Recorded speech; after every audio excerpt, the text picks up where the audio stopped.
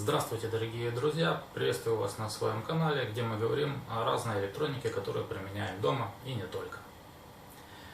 Сегодня хотелось бы затронуть тему злободневную для мужчин. Это бритье. Поговорим о электробритвах. Поехали! Итак, сегодня захотелось затронуть такую тему, как лишняя растительность на теле. На мужском теле, в частности, и как с этим борюсь конкретно я. Затронем лицо, тело, ну и немножко так интимных зон. Как водится, первое знакомство с устройствами для бритья происходит в юношеском возрасте, и, наверное, в большинстве своем это был обычный бритвенный станок по наследству, доставшийся от отца. Некоторые потом переходят на бритвы электрические. Есть уникальные представители, которые переходят на пастные бритвы. Каждому свое. Но сегодня будем говорить о электрических бритвах, потому что мой выбор пал конкретно на эти устройства. Итак, электробритвы бывает нескольких видов. Это роторные, вот как, собственно говоря, вот эти две представители, а также вибрационные или сеточные похожего плана. И есть еще одна Philips OneBlade. Но с ней я еще не успел познакомиться. Возможно, как-нибудь в следующих роликах я ее себе приобрету и добавлю отдельным обзором. Значит, что хочется сказать по поводу станков. Устройство примитивное, простое в понимании. Не нужно ничего думать, поскольку каждый день ты видишь, как им пользуется твой отец. И перенимаешь этот опыт, экстраполируешь его на себя. Но что делать, когда ты немножко вырос из этого устройства, скажем так, и хочется попробовать чего-то нового? Что выбрать? Роторную бритву, сеточную бритву, станок на батарейке с 15 лезвиями, или этот же Philips OneBlade? Каждый выбирает свой путь и пробует что-то новое. И если ваш выбор пал на электробритвы, вы сталкиваетесь с вопросом, какую же бритву купить. Роторную, сеточную, две головки бреющих, одна бреющая головка, три бреющие головки, плавающие головки, Philips, Braun, Panasonic, еще куча ноунейма, или может быть просто Китай взять, Xiaomi, голова пухнет. Но на сегодняшний день, в 2021 году, могу посоветовать следующее. Для первой бритвы не нужно стремиться купить все и сразу за максимальные деньги, полагая, что чем больше вы заплатите сегодня, тем лучше эта бритва будет брить вас до скончания веков. Мне кажется, что достаточно минимум $20, чтобы получить уже хорошую электробритву на сегодняшний день. Это может быть как недорогая электробритва именитых производителей, или же в средней ценовой категории электробритва производителей из китайцев.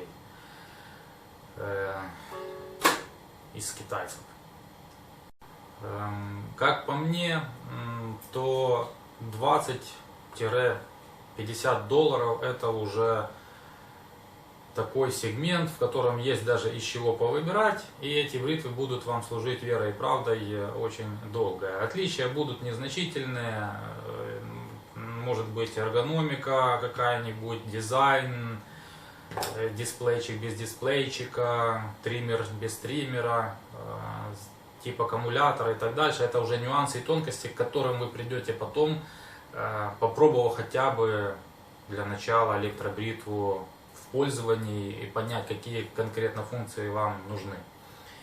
Потому что я успел попользоваться разными видами, и сеточной, и роторной, и станки на батарейках, и прошел этот путь, и выработал для себя критерии, которые я 100% хочу видеть в своей электробритве, и без которых я бритву не рассматриваю приобретение. Еще такой интересный момент заметил, когда начинаешь искать электробритву, смотришь на просторах YouTube ролики, и складывается впечатление, что все, кто выкладывает ролики на YouTube, сплошь и рядом обладатели самой жесткой щетины в мире, которая у них растет утром и вечером, уже снова нужно бриться. И только самые матерые представители именитых брендов в состоянии справиться с этим потоком волос на лице. А те юноши, подростки или мужчины, которые обладают тонкими волосами, они с такой проблемой не сталкиваются, бреются раз в месяц, а то и реже, потому что уровень тестостерона их не генерирует такой поток волос на лице. Так вот, все одинаковые, волосы растут, и с этим нужно что-то делать. И электробритвы на сегодняшний день справляются как с мягкой щетиной, так и с жесткой щетиной. Не видел ни разу, чтобы производители выпускали две электробритвы, которая нужна для тонких волос на лице, а второй вариант этой же бритвы только для жестких волос на лице. Поэтому этому уделять внимание, по моему мнению, не стоит. Так вот, если же вы определились с электробритвой, начинаете погружаться в изучение этой темы, перед вами всплывает ассортимент электробритв с разным количеством бреющих головок. 2, 3, 4, иногда даже 5 этих бреющих головок. И голова пухнет, а сколько же их нужно? Значит, я успел попробовать от 2 до 3. 4 и 5 обладают только сеточные или китайские какие-то ноунейм производители, честно говоря, которые не вызывают доверия. Так вот, на что конкретно влияет количество этих бреющих головок? Это только на скорость бритья. По большому счету на качество бритья это влияет в меньшей степени. Что еще заметил по электробритвам в 2021 году? Производители электробритв немножко начали перенимать опыт производителей смартфонов. До чего они дошли? Что пользователи не хотят покупать сменные лезвия для электробритв, которые иногда стоят столько же или дороже в некоторых случаях, чем сама электробритва, склоняясь к покупке сразу новой электробритвы. Очень похоже, да, как смартфон. Старый нужно заменить на новый. Никто не ходит менять аккумуляторы сегодня к ним, потому что они все встроенные. Или там нельзя заменить дисплей, если он треснул. Точно так же и здесь.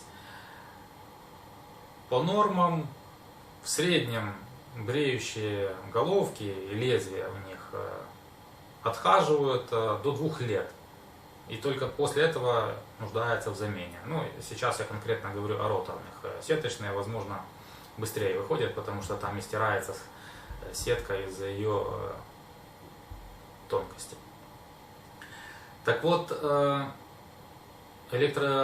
производители электробритв поняли этот момент и начинают сегментировать свою линейку на основании тех функций, которые ты сегодня бы хотел иметь. Пользователи покупают новую электробритву. Она, во-первых, дает ощущение новизны и радости от покупки. Плюс с новой бритвой всегда идет в комплекте новое лезвие. убиваем двух зайцев. И в мыслях у пользователя всегда стоит момент, что за то время, пока я пользовался своей старой электробритвой, технологии шагнули вперед семимильными шагами и придумали что-то эдакое, которое сбривает все волоски под корень, и ты получаешь максимально гладкую кожу, аки у младенца.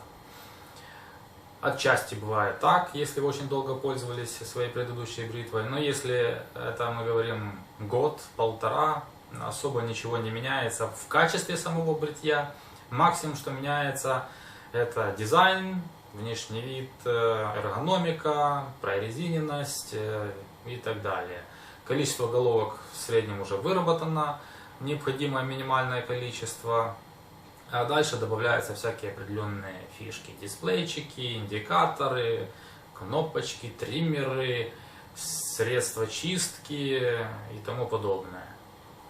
Значит, что является важным при выборе электробритвы? Конечно, это вы определяете сами для себя, но вот я уже выработал определенный, скажем так, минимум, который я рассматриваю для себя. Почему-то так сложилось, что однозначно определил для себя тип электробритвы. Это роторная, то есть вот такого плана. Минимальным количеством считаем 3 бреющих головки. Обязательно они должны быть плавающие. Конечно, хочется, чтобы на самих бреющих головках лезвий было 2 круга, а не как вот здесь только 1. Это тоже добавляет в скорости и даже в качестве. Вот. И иногда пользуюсь вот такой штукой. Это триммер для всего тела. Он выполнен, в отличие от этих роторных, по принципу сеточной. И, кстати, это Philips, у которой не так часто можно заметить такие решения в виде сеточной бритвы. Но она имеет место быть, ее можно применять для бритья. Вторым моментом для себя считаю наличие триммера. Функция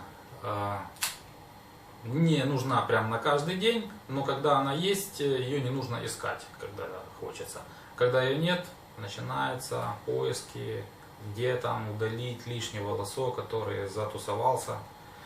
Поэтому интересно, желательно, чтобы это было.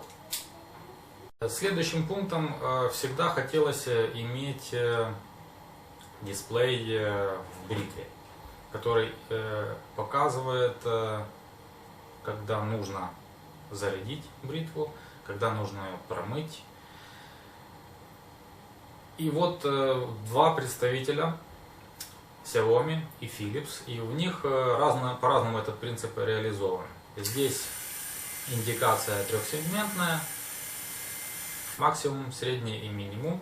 Здесь же показывается в процентах принцип работ, что она включена, можно заблокировать, и даже показывает, когда нужно ее почистить.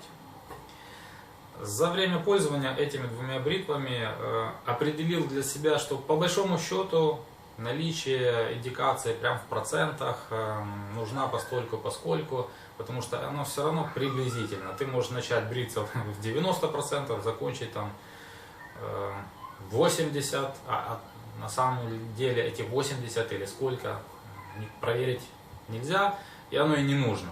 Важно знать, сможешь ли ты побриться до конца. Вот, кстати, в этой бритве индикация только вкл-выкл и разряжен-заряжен. Все, больше никаких индикаций нет, при этом ею можно пользоваться без проблем, не имея этого дисплея. На качество бритья это никак не влияет. Это просто ваше удобство, ваши фишечки, ваше видение электробритвы. Что важно, по моему мнению, чтобы ваша электробритва максимально быстро выходила на рабочий режим, если она разрядилась. Это напрямую влияет, зависит, вернее, от того, какой тип аккумулятора встроен в вашу электробритву. Вот китайцы уже давно применяют только литий-ионные, литий-полимерные аккумуляторы, за что респект и благодарчики. Еще бы они применяли качественные эти аккумуляторы, которые долго служат, это отдельный разговор. Но этот тип аккумулятора более прогрессивный, это вам не никель-металл-гидрид с эффектом памяти и необходимостью 100% заряда и 100% разряда. Это современный тип аккумулятора, и по моему мнению, каждая электробритва на сегодня обязана иметь такой аккумулятор. Но вот европейские производители, именитые бренды, а-ля Philips, а-ля Panasonic, Braun, они почему-то так не считают. И если вы не стремитесь потратить все деньги мира на вашу электробритву, железобетонно в этой бритве недорогой до 1000 гривен вы получите никель-металл-гидридный аккумулятор. Ну блин, 21 год. Я уже думал, их давным-давно списали все в утиль. Какие конкретно минусы вы приобретаете, используя электробритву с никель-металл-гидридным аккумулятором на сегодня? Ну, это то, что он заряжается 4-5 часов. Плюс нельзя их заряжать наперед, грубо говоря, вот вы там думаете, поедете в командировку и недостаточный уровень аккумулятора для вас в бритве. Давай-ка я его подзаряжу. Нельзя заряжать никель-металл-гидридные аккумуляторы в таком режиме. То есть вы должны дождаться, пока ваша электробритва разрядится, только после этого поставить ее на зарядку. И надо зарядить ее до 100%. Иначе вот эти циклы частичного заряда угробят вам этот аккумулятор, и вы столкнетесь с необходимостью заменить либо аккумулятор в вашей бритве, либо саму бритву, потому что срок жизни модели электробритв не такой долгий, чтобы купить аккумулятор родной там какой-то и так далее. Нужно заморачиваться либо самому заменять этот аккумулятор, либо вы просто ее положите и купите себе новую электробритву за те же деньги. И я считаю, что на сегодня обязательным применение литий-ионных, литий-полимерных аккумуляторов. Хочу заряжаю, хочу не заряжаю. Зарядил за час и снова месяц я не парюсь этим вопросом. Вот у меня представитель Philips, Body Groomer так называемый, у него никель-металл-гидридный аккумулятор. И что получается? Я им попользовался, разрядил, и он должен, для того, чтобы я снова смог им воспользоваться, грубо говоря, 8 часов заряжаться. 8 часов! Блин, это же вообще ни в какие ворота. Если я не добрился и он разрядился, мне нужно 8 часов ждать, чтобы я смог добриться. Это на сегодняшний день считаю огромным минусом. А само наличие литий-полимерного, литий-ионного позволяет вам получать максимально быструю скорость зарядки. Час. Ну, в современном мире, быстротечном нашем, час еще можем выделить для зарядки электробритвы. Вот.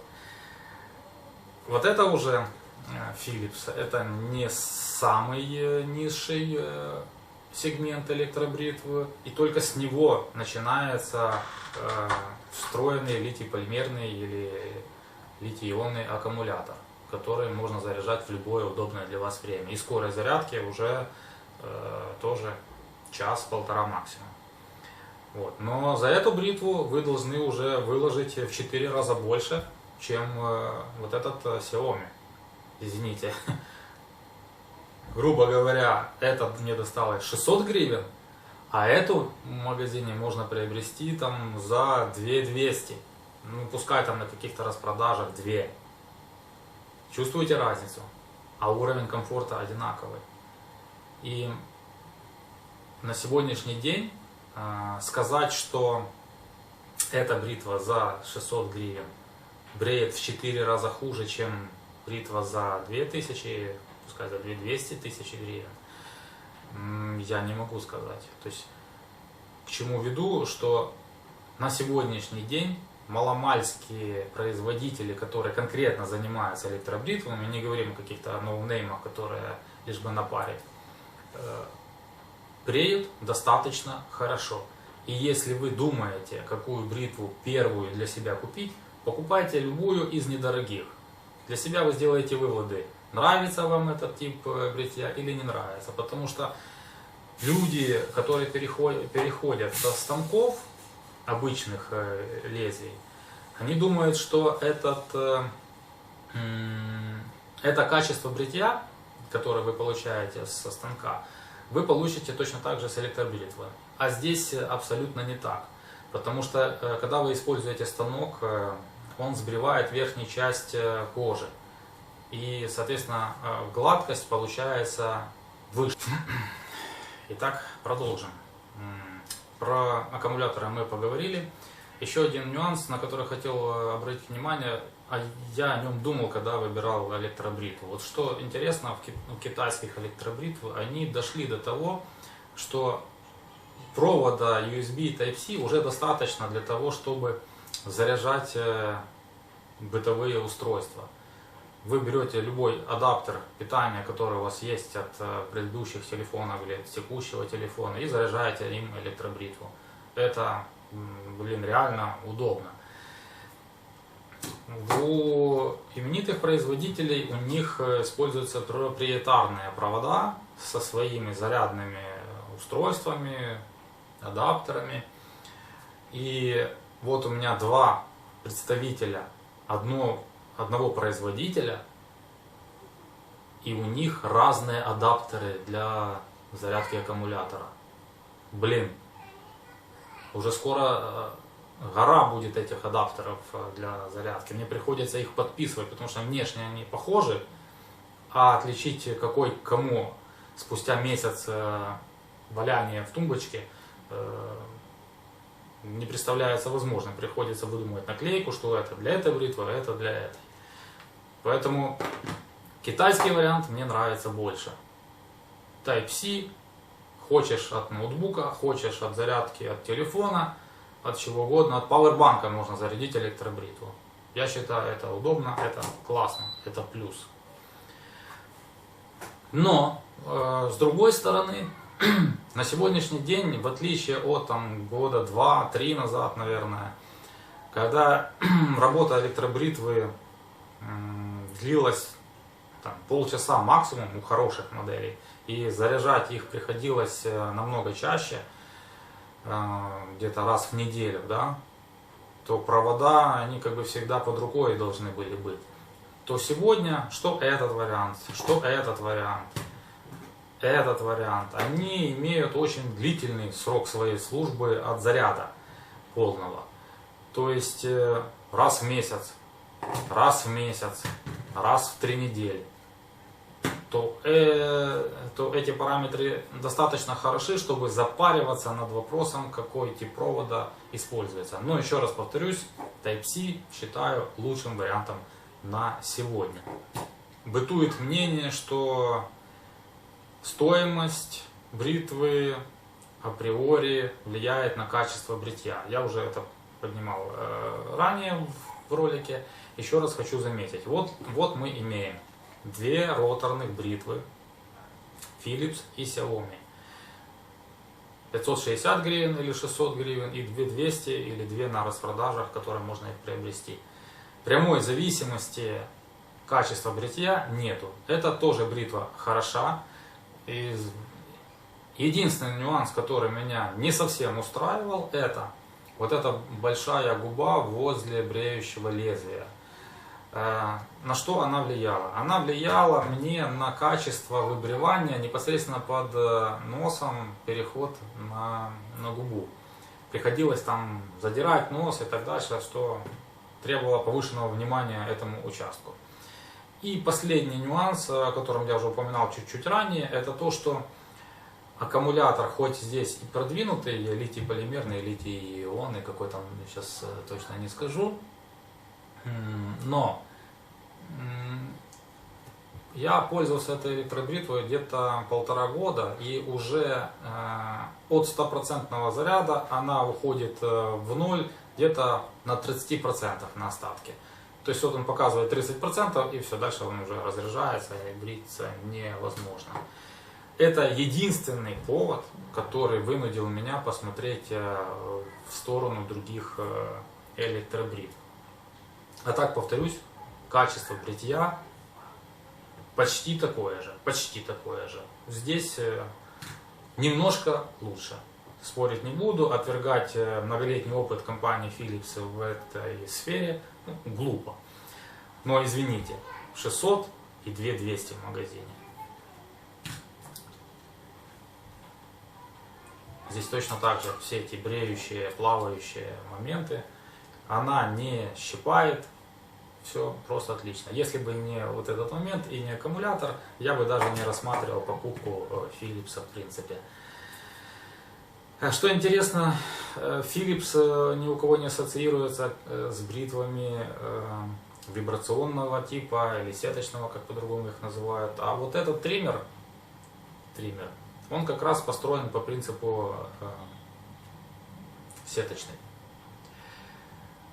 И его прямое назначение с точки зрения производителя — это триммер для тела, то есть это можно шею побрить, затылок, у кого грудь волосатая, повышенной волосатости, для зон подмышек, так сказать, бикини мужского. Вот это вот универсальное средство для всего. И почему его нельзя рассматривать как инструмент для бритья? Странно, почему они его так не позиционируют.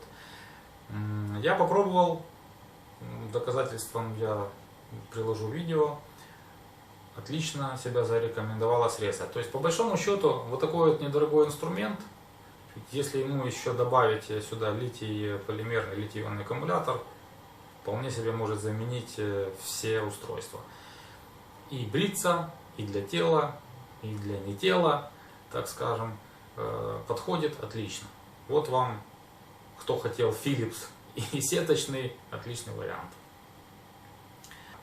Хотел затронуть один нюанс, что после того, когда вы решили, что я хочу себе иметь электробритву, а до этого вы пользовались только лезвиями, станками,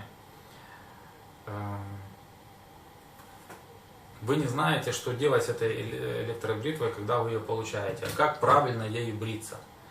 И вы начинаете применять тот свой предыдущий опыт пользования станками и лезвиями на них. Что я конкретно имею в виду? Вы берете и сильно начинаете надавливать на кожу, чтобы добиться максимальной гладкости бритья, что в корне неправильно. То есть, что хочу сказать, нету распространенной широкой информации в интернете о том, как правильно в принципе бриться электробритвами. И опыт пользования станками сюда не применим. Особенно учитывая тот факт, что все электробритвы современные позволяют еще бриться и на сухую, и на влажную. Это еще больше путает пользователей, как же все-таки правильно. И в связи с этим хотел поделиться своим опытом. Считаю для себя приемлемым использование бритья на сухую, потому что бритье на влажную конкретно для меня вызывает такой нюанс, что кожа распарена, сбритые волоски попадают обратно на распаренные поры и могут там застревать и вызывать воспалительные процессы уже после бритья. Не во время, то есть не связано с тем, что вы кожу свою истираете сильнее, а с тем, что маленькие частички волос остаются на раскрытых порах, потом эта пора сужается со временем, а частичка волос остается, и возникают такие воспалительные бугры, которые в принципе болезненные сами по себе, потому что волосок он острый. А сухое бритье таких проблем не вызывает. Поэтому первоочередным пунктом залогом вашего качественного бритья на сухую является максимальное обезжиривание поверхности лица, поверхности кожи, которую вы собираетесь брить.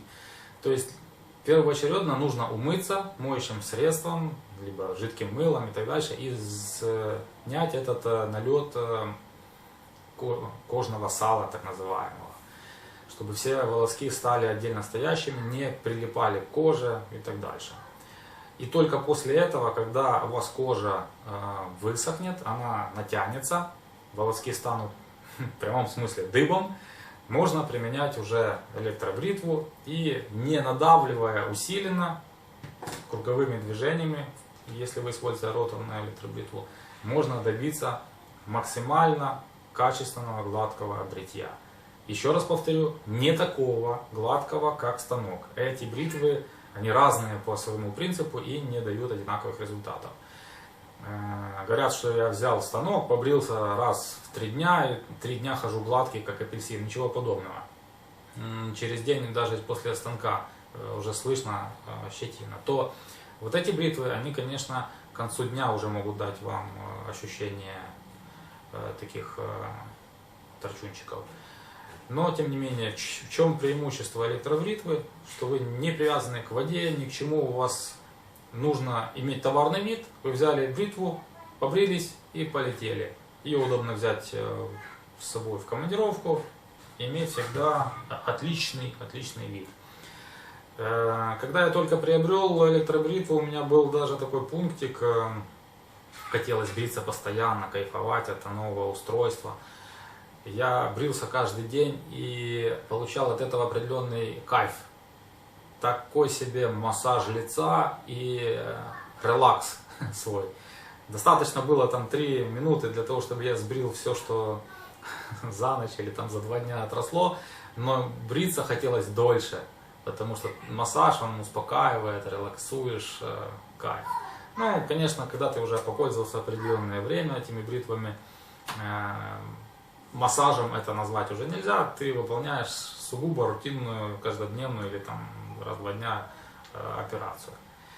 Так что имейте в виду, такого опыта со станками у меня не было. Ты побрился, бросил этот станок и побежал дальше. То этой штукой тебе хочется повозить по лицу, помассажировать. Что немаловажно тоже, чем дольше вы используете электробритву на своей коже лица, все-таки частички огрубевшей кожи сбриваются этими лезвиями, и имеется такой свежий эффект на коже. Нужно ли применять средства после бритья, используя электробритву? По большому счету не нужно. Но если у вас есть такое желание, вам никто не запрещает, это можно сделать. Потому что если вы бреетесь на сухую, поры у вас не расширены, и применять какие-то средства на основе спирта, чтобы сужать эти поры, я не вижу необходимости. Но как для самого процесса, то в этом вы вольны на свой страх и риск использовать как хотите. Ну, вот основные моменты по выбору электробритвы я рассказал. Сравнительную характеристику этих 3 бритв мы затронем в следующем видео. Поэтому не переключайтесь, оставайтесь на канале. Дальше будет обзор, батл, скажем так. До встречи в новом видео. Всем пока, до встречи.